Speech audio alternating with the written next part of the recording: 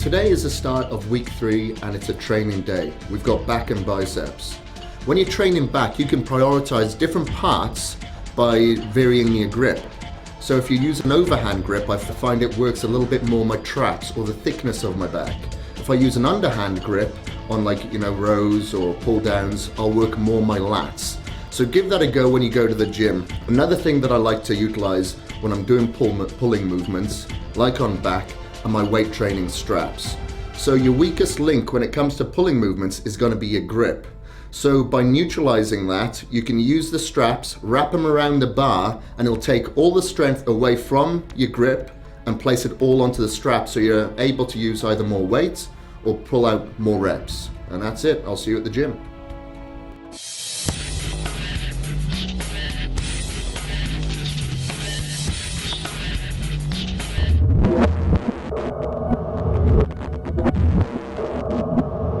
Our first exercise of the day is going to be reverse grip pull downs. You can use a normal pull down bar, but I like to use the contoured easy bar because I just find it a little bit easier on my wrists and my elbows, and it's angled to isolate the lower lats. Keep your chest up and your lower back arched as you pull the bar down towards your chest. Keep your elbows as close to your torso as you bring them back as far behind you as possible. And focus on pulling your shoulder blades together and hold that contraction for a moment and then slowly return the bar. The underhand grip will also develop the lower lat muscles, giving the appearance of thickness and fullness to that V-taper. Wide grip lat pull downs focus a little bit more on the width of the upper lats, and on the reverse grip it's a little bit narrower than a traditional wide grip pull down.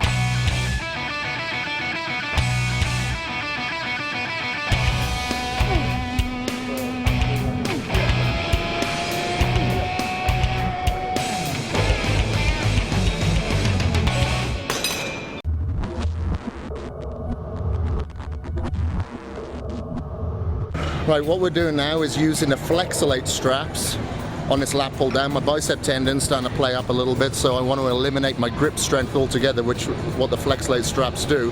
So I've cinched them on the bar here.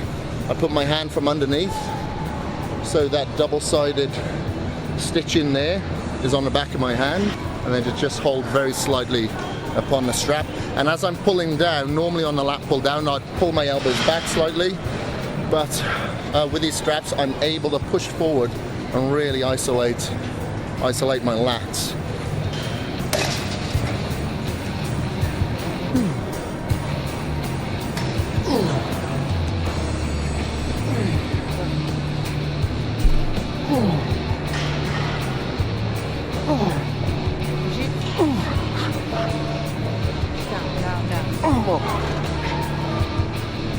Work.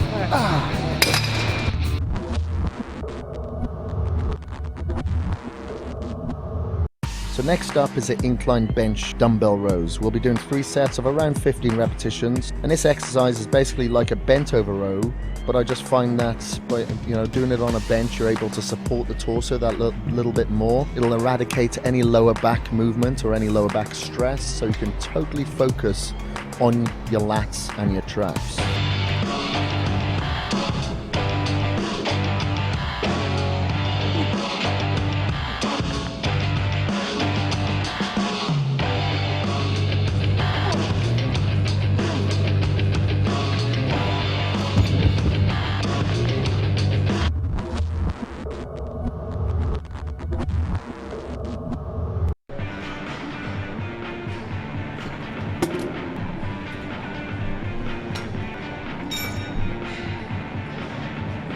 So the exercise we're doing now is close grip pull-ups with the legs elevated.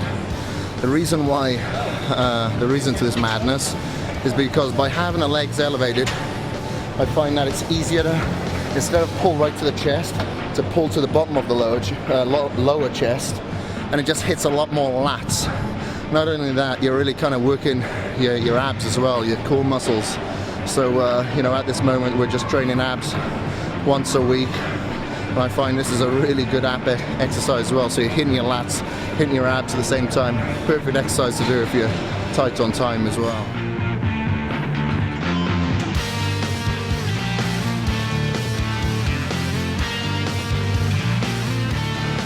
Okay, so I just done my second set on this close grip pull-ups with the legs elevated.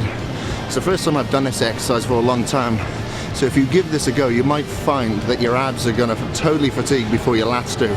That's okay. After you do this for a few weeks, your abs will really adapt to it and they'll get a lot stronger, so you can feel the movement and the fatigue in your lats a lot more. So you just have to pursue through it. As with any hard exercise, you might feel it in other muscles that you don't really want to focus on, but you keep going through it and you'll hit that targeted muscle. Much like when you do hanging leg raises, for the first 3 or 4 weeks you might just feel it solely in your hip flexors, but you keep at it, your hip flexors will get stronger and you'll start to feel it throughout your abs section.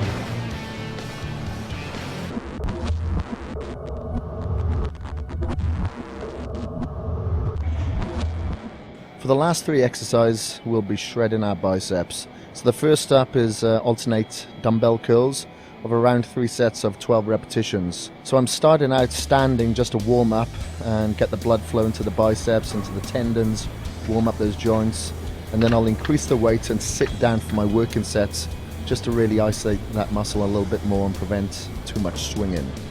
So remember, on the alternating curls, I vary the number of reps on one side before I alternate to the other side.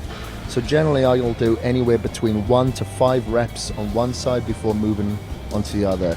And this technique, just shocks the muscles just that little bit, keeps your body guessing, keeps the training interesting, just doing something a little bit different to what you've done the week before. So try to get a good range of motion with this movement by coming down as far as you can to fully elongate the muscle before you contract it.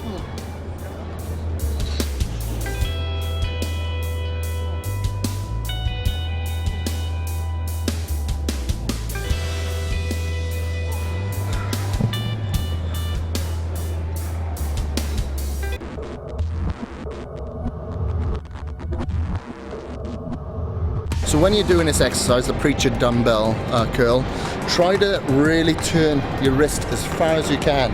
The further you turn it around, the more you'll get that peak of your bicep. So even at the bottom of the movement, really turn it as far as you can, and when you come up the top, just to really isolate the peak of your bicep.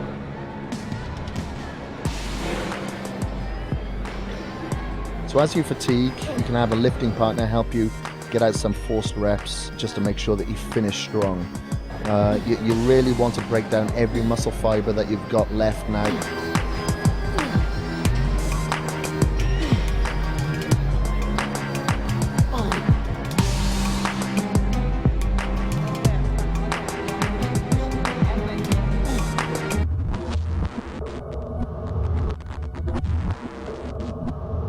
With this exercise, the difference with this is some people call it spider curls.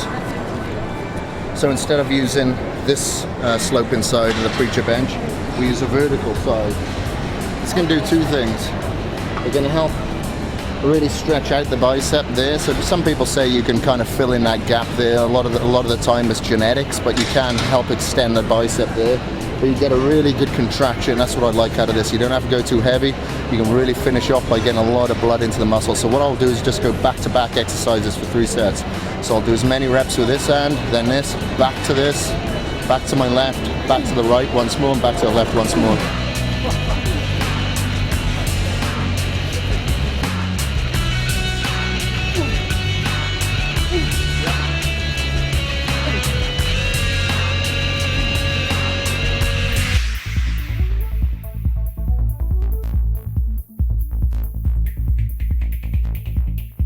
So what I'm going to do now, I've got to do a radio interview for bodybuilding.com. I'm going to go and do that. Then I'm going to do my cardio. I've just had my post-workout shake.